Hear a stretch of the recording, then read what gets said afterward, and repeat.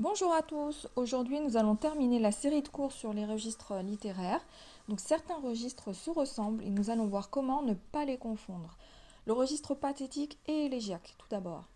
Alors souvent associés puisque le registre pathétique, je vous rappelle, c'est l'expression de la souffrance morale ou physique, la douleur, la mort, alors que le registre élégiaque sera plus une plainte ou l'expression des regrets. Donc quand même deux registres qui sont assez proches. Mais le registre élégiaque peut aussi être confondu avec le registre lyrique. Mais c'est normal, parce qu'en fait, il en fait partie. Rappelez-vous que le registre lyrique, nous avons dit que c'était l'expression des sentiments, donc qu'ils soient positifs ou négatifs. Donc, ainsi, le registre élégiaque sera en fait l'expression des sentiments de regret, de plainte, donc plutôt le côté négatif du registre lyrique. Ensuite, vous avez les registres comiques et satiriques. Le comique, c'est un registre qui n'est là que pour provoquer le rire, sans aucun autre but. Alors que le registre satirique vise la caricature, le ridicule, la critique et utilise parfois donc le registre comique, même souvent, donc pour arriver à ses fins.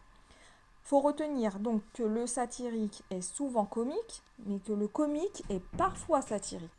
Ensuite, nous avons les registres burlesque et héroïque-comique.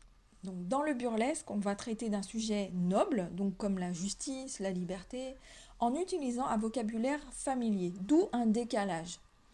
Par contre, dans le registre héroïque-comique, ça va être le contraire. Donc, on utilise un sujet, on va traiter d'un sujet qui est bas, commun, familier, mais il sera traité avec un vocabulaire très soutenu.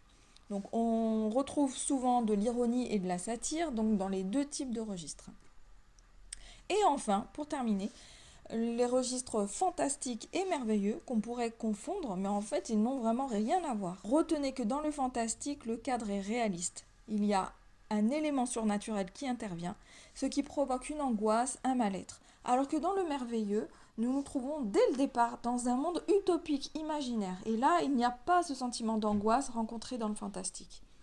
Voilà, donc nous en avons fini avec les registres. Maintenant, essayez de mettre en pratique ces leçons, donc dès que vous lisez un texte. Et je vous dis à bientôt pour une prochaine vidéo.